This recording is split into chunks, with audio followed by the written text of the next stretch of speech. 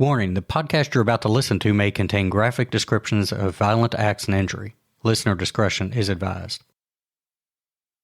Welcome to the Murder Police Podcast.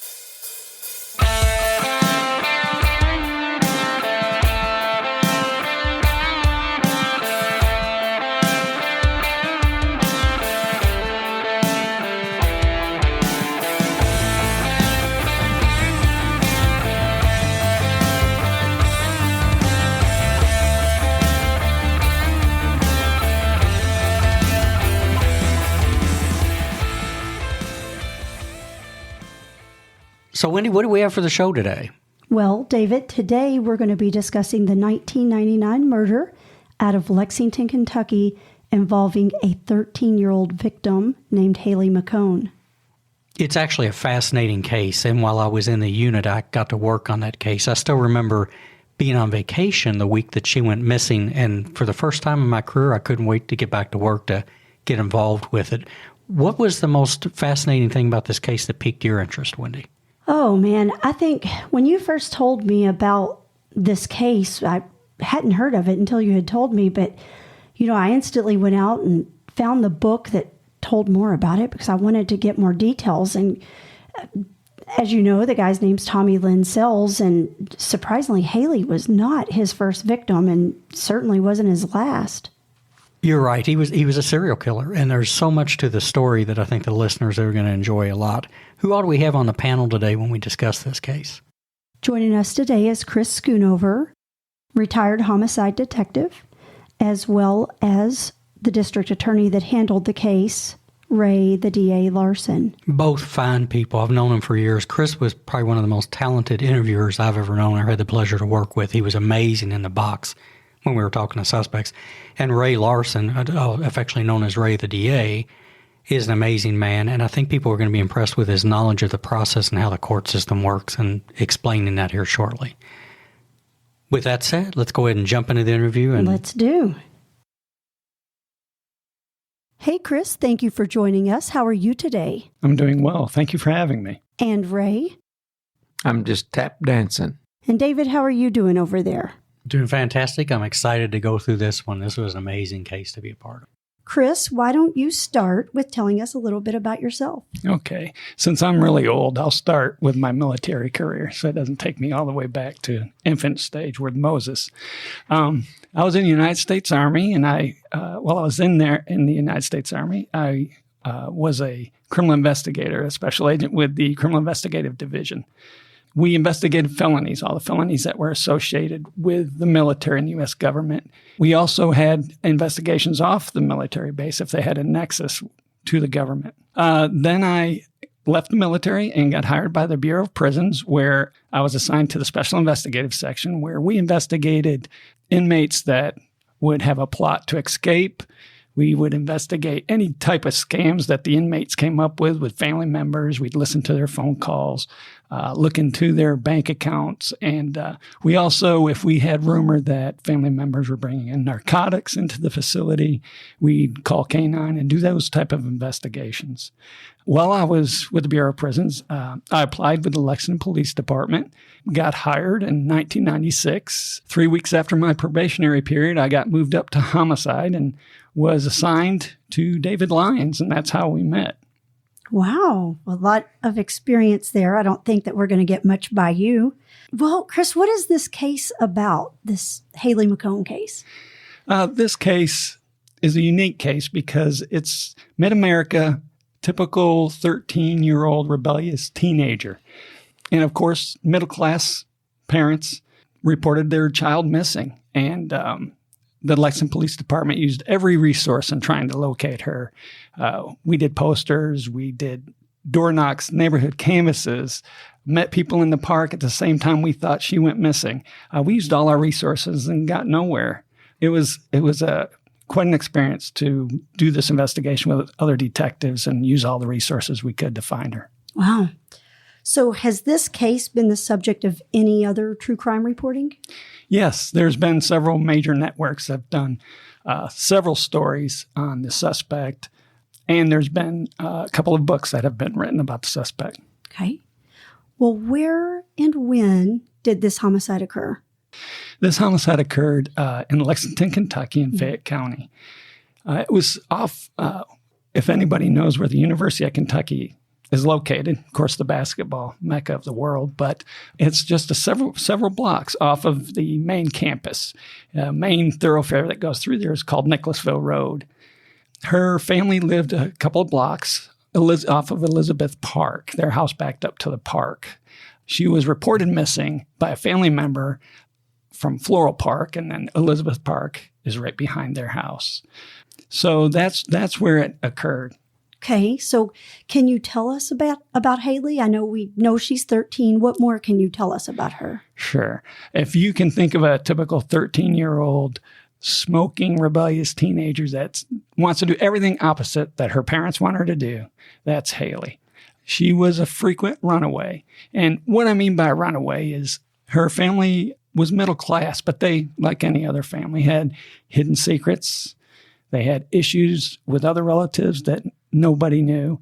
And to escape that, Haley would get on her bike, which became very important in the case later. She would get on her bike and she would ride across town or to a friend's house and stay overnight. Across town, I'm talking a grandparent. And she would stay overnight and not tell her parents. So they would report her missing because, of course, there's truancy laws. And if she didn't show up to school the next day, her parents would be in trouble. So they would report her missing. So this wasn't really untypical that she was missing yet again. No. They did what any other parent would do. They waited several hours and they reported her missing. And days went by, and that's when all of us, including David, we started using our resources, posters. We even used family members to help us hang posters on telephone poles and storefronts. We'd do door knocks, neighborhood canvases is what we call them. And we kind of discovered that we weren't doing neighborhood canvases correctly until David came up with a method that, since it was a college campus, we forgot that when we talk to somebody at the front door, they're not the only people living in that house. So we started revamping the forms and say, how many people live in this home? How many cars are parked here normally? What are the hours that people are working or coming back and forth to school? Normally, we would knock on the door and say, did you hear anything unusual? Had you seen anything unusual? Any cars look out of place? But this changed our whole approach on doing neighborhood canvases to try to locate Haley. Yeah, he's pretty good about changing things to fit his agenda usually, and they're good for the most part. Sure, he got promoted through the ranks. He knows what he's doing. Well, so I guess take us back to the beginning. When did you just get a call? Is it just typical that your phone rings and somebody says, hey, there's a missing child? What were you doing and how did you first find out about this? In the homicide unit in Lexington, I'll give you a little background about the way things are done. Usually a detective is on call. At that time, it was for 7 days during the week. And that doesn't mean the person or the detective on call actually is going to be the lead in that investigation. They get the original call. They make an assessment of the call, how many people are needed. And at that time, we had a rule. All the homicide detectives are going to respond. So we got called because it was just early in the evening, late afternoon, 4:35. We got a call that a body was found by a young boy walking his dog, and the dog led the young boy over to a smell. The young man and the dog went back to his father, and the father came back and noticed the smell. So he contacted the police, and that is when we responded and discovered that it was Haley McHone, and that was 10 days later after she was reported missing. So prior to this, you're just thinking you're looking for still a missing child, and we're just still looking, and she still hasn't come back, and nobody's seen her. Right. We don't know if this is Haley. So correct. At this point, you're just still searching for her, and now a call comes in that, hey, there's a body. Right. So did you go there, or did you actually go there, or how did that happen? Right. So the on-call detective is going to be the lead detective for that time. 7 days. Right. Because a lot of things happen simultaneously. You have to have somebody at the crime scene to guide the forensic services unit in case you need them to collect something. He also or she also has to make the decision on who needs to be called. The coroner, anybody from KSP with the lab, if you would like. For instance, we did use Emily Craig, who's world renowned in pathology, and she came and helped us collect evidence. So the person needs to decide to call Emily or KSP, also any of the supervisors that need to be notified because that's very important. And all the other detectives get assigned a job, neighborhood canvas, like I said. Chris, let me ask you a question. You say her body was found 10 days after reported missing, and that an odor took the dog to that spot.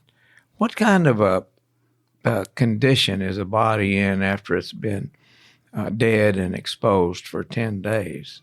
That's an interesting question. What happens is, depending on the temperature of the surrounding area, a body can go through various stages of decomposition, depending on also the environment with the animals. Maggots, flies, if you have coyotes, any kind of wild dogs that walk through the woods, they can drag body parts. Any kind of evidence, they can drag that away. Now, going back to the heat or the temperature, sometimes if it's colder, then the body decomposes slower. So it's very interesting. And again, I'll save that for Emily Craig if you ever have her on your show. She will collect those maggots.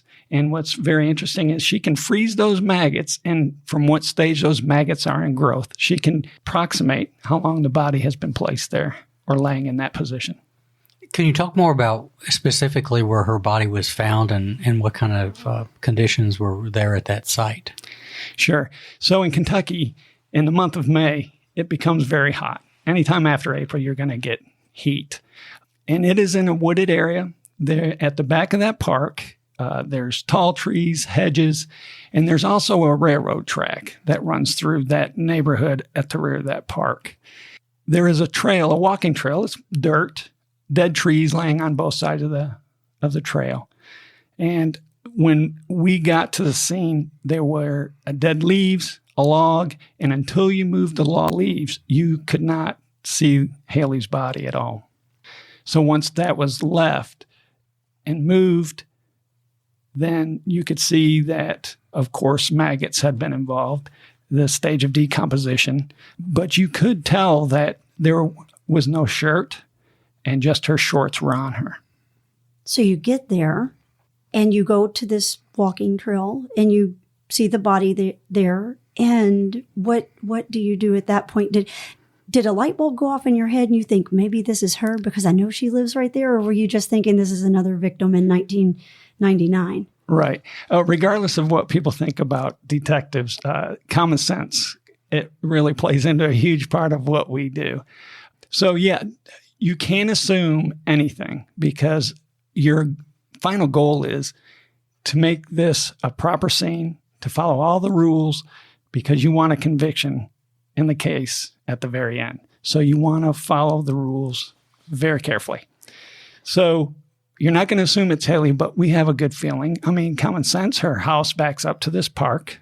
She's been missing. We haven't had any other reports of missing females since Haley's been missing. And of course, we start going and asking the family, give us some particulars about, does she have tattoos? Does she have any broken bones? Because when that body goes to autopsy, they're going to know any kind of scar tissue, any kind of bones that have been broken and rehealed, any kind of dental work, anything like that that can identify any if it's distinguishing Haley. marks on her. Yes. So you got there and there's this female, and then what did you do? Well, we called the rest of the homicide detectives in, and we decided who would do what. And what's great about the homicide unit that Dave and I was in is you knew who had what strengths. Some people were better at writing search warrants and getting ways into a house. Some people were better at reading crime scenes, knowing what evidence is needed to be picked up. And some people are just better at interviewing and walking the neighborhood and talking to family members and explaining to, for example, Haley's family that we aren't sure who this is yet, but can you help us, give us some background? Because remember at the beginning of the show, I said it was very important that she would ride this bike. There was no bike there. Oh, okay. So you coordinate all that, and then what happens next? You send her to this pathology. Well, yeah, we went in to talk to her parents and asked her all those questions I mentioned previously. then the forensic services unit, we have to sit there and we assist them in any kind of information we get from the neighborhood, any new information, so they know what they're looking for. And we stay at that scene. All the homicide detectives stay at that scene in case there's anything that needs to be done and we need to go elsewhere and start interviewing people. Once the scene is processed and it's time to move that body. Now, I'm not talking an hour, 2 hours. It takes, if you're doing a crime scene right, it takes anywhere from 24 hours. And with respect to the deceased person, it takes 24 hours or more to process that crime scene correctly. Wow, so that was a long day, wasn't it? Yes, we were out there all night, actually dealing with some of the media because the media liked to go on the railroad tracks and find other ways in, and the crime scene was taped off. But you have to remember, there's always an avenue if they want to get into a scene. Sure. So we were making sure that was taken care of, and we were making sure all witnesses were covered if there were any. Why do you protect the scene from the media? Why do you do that? Well, I can give you a quick reason, and then I'll give you what we would suspect. The right reason is because anybody that comes into that crime scene that doesn't have protective garments on, i.e. booties, jumpsuits, gloves, is going to contaminate that crime scene. And that's a great way for a defense attorney to go ahead and find a leak in your investigation. So we don't want anybody that doesn't belong in that crime scene in that crime scene. The second is it sells news. It gives you those ratings. So they want in there to boost those ratings. And that's not what it's about. Well, I understand. Do you have feel any obligation to protect what's going on because subsequently you're going to be a witness? Absolutely. And there's going to have to be a trial. Absolutely. And a great example is if the forensic service unit is taking photographs and in the background you see shoes or a camera that's laying on a railroad track, defense attorney is going to pick that up and they're going to ask, well, who is this, detective? And that's a terrible thing to be on the stand and answer those questions. Let me throw in, too, that it's important people listening understand it's just not the media we didn't allow in. But when you're talking about everybody from homicide being in there, how many people from homicide went in that scene that day? 2 people. That's it. That's all we allow. Right. So it's not just a thing with the media. It's nobody goes in. That's right. That's correct. And you've experienced it, Mr. Larson, about you come up and you ask for a briefing, but you don't ever ask to be toured back there because you know the end result. Well, I know Tim Russell, who is a great forensic guy for the police department, would chew me out, and he has. So at this point, you're still processing, and this person is still there. So when you get it processed and everything's completed, and then the deceased is sent to be examined, what happens then? Do you just wait? Do you what happens then? You might want to talk about, does somebody from the unit go to the autopsy, and why are they there, and what's that look like when it happens? Yes. So as I said before, the on-call detective and the lead detective usually will go to Frankfurt whenever the body is escorted up there. They will attend the autopsy. They take notes at the autopsy. They also assist forensic services unit if there's a question, because remember, you're getting information constantly from other detectives, from even forensic services. Hey, we found a knife or we found a gun. So you want to see if there's any of those type of wounds on the body. So while you're getting that information, you're also assisting them and letting them know. Now, the medical examiner also wants to know a brief background of what happened. Where was she found? Mm-hmm. What do we know about the case? So you need to be there to give the medical examiner the background. So the autopsy was performed. At this point, you still don't know it's her, or do you suspect it's her? No, we do not know it's her. That's a long process in itself. So we're still going to investigate like she's a missing person, but we also want to treat it like it's a homicide and it may be her. It's confusing, but yes, that's the way you have to approach the situation. So the medical examiner's job is to do what? Determine the cause and manner of death. And was that done? Yes, it was. And do you know what the cause and manner of death of Haley McHone? It was strangulation. It was murder. Mm-hmm. you're looking for particular injuries in strangulation, I guess. And were you there at the autopsy? I was. Did they find those kind of injuries to the throat? It was consistent, yes. It was very difficult in her stage of decomposition. The medical examiner did a great job in assisting us in that. Would that be something that you release to the media? Do the police usually talk about that? Or? No, they don't. That's a very important part. And the reason we don't talk about that is because in the homicide unit, several of us, and it's probably should be made a regulator or rule, you would say, to have people with informants information. So to make sure that you're getting the honest and right information, even from a witness, if they come forward, you want to be able to know that those witnesses that give you that information is actually true. And the only way to know that is to keep some of the information you know that only the person that murdered that victim and you know that that's true. Well, when you saw this victim lying there, I'm assuming did you know at that point, were you thinking, well, this is strangulation, or are there any visible knife wounds or gunshot wounds? Or are you just thinking, well, they're just laying there, there's no visible wounds. What could have happened? There has to be foul play if it's under a log, right? Right. Based on the way she was positioned, we knew it was probably a homicide. But again, you want to be safe because anything you document, anything you say will come back later on if it goes to trial. So what we did is we always base it on what the medical examiner says and what the death certificate says from the coroner. So you're attending this autopsy and you don't know this is her, but maybe you think it kind of is? Sure we do. And so we go back to the neighborhood, talk to the parents, and start getting a list of Haley's friends. And then from the interviews of the friends, we start backtracking what she was doing 10 days, because we don't know. Remember, we don't know when the murder occurred yet. So we have to get at least 10 days of timeline of what Haley McHone has done. Well, what did you find out from the friends?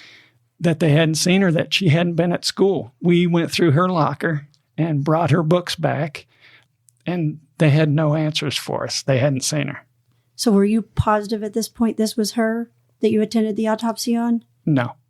It takes several. That's one thing I wanted to explain to people. It's not like you see on TV where at a commercial break you're going to get DNA results on your victim.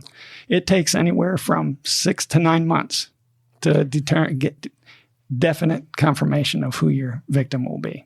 Wow. Yeah. So you're processing this murder of someone that you maybe is her, but you don't know. But then you're also still looking for the missing child. Right. So then what happens?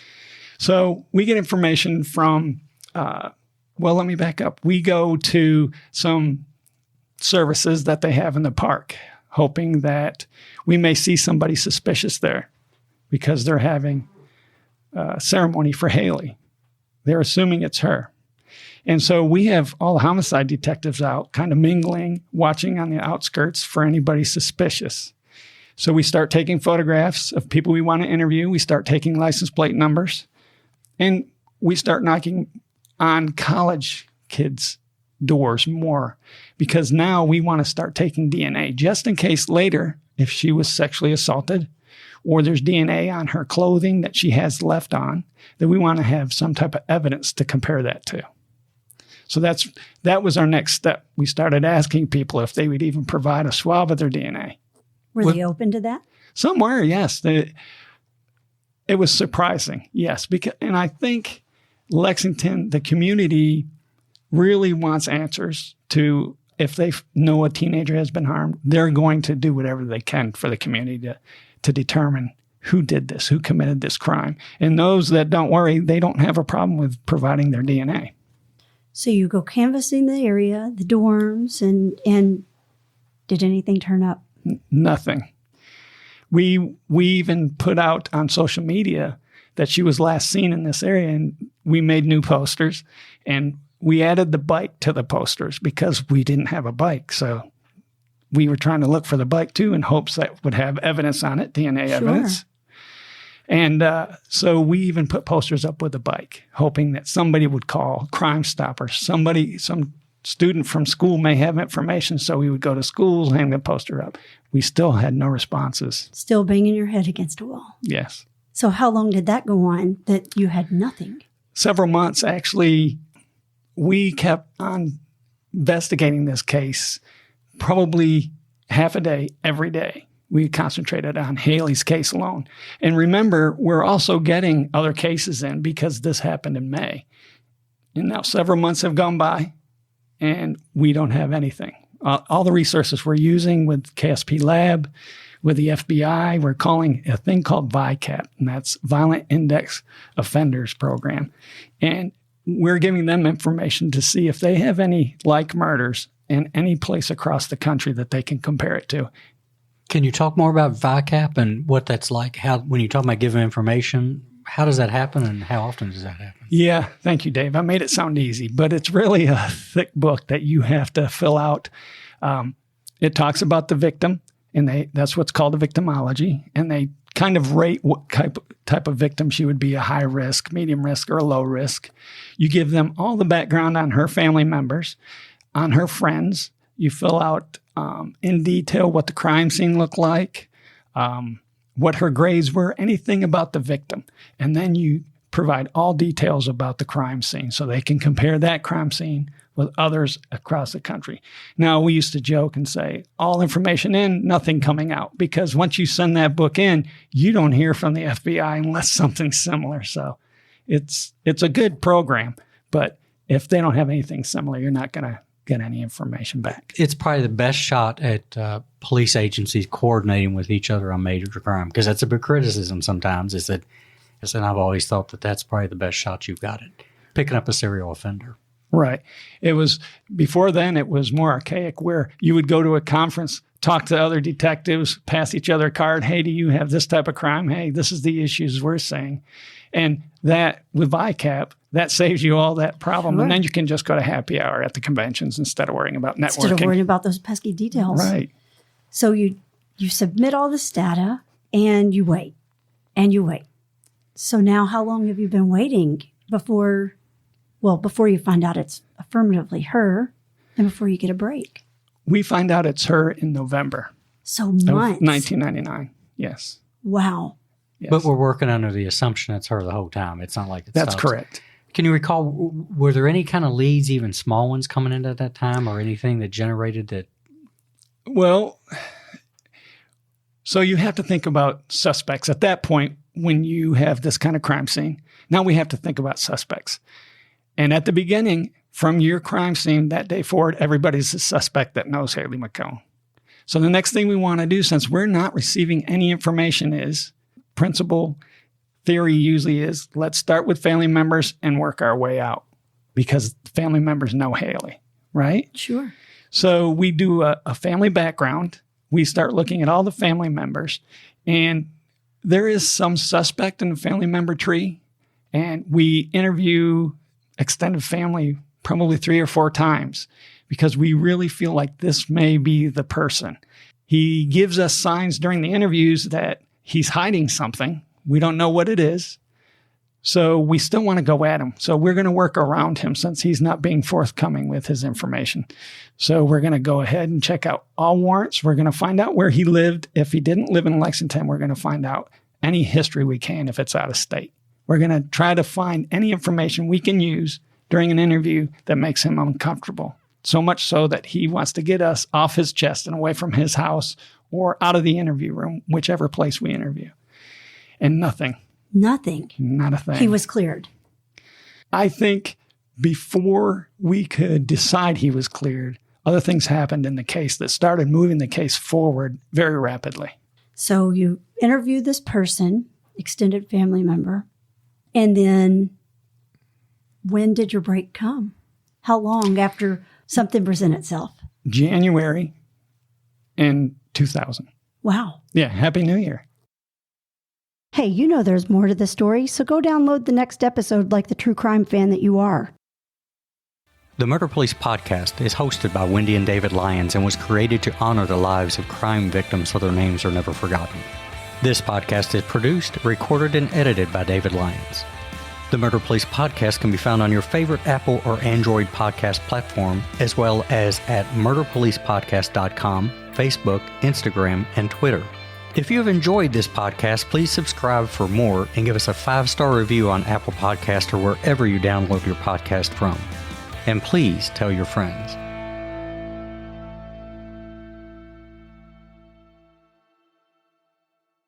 Lock it down, Judy.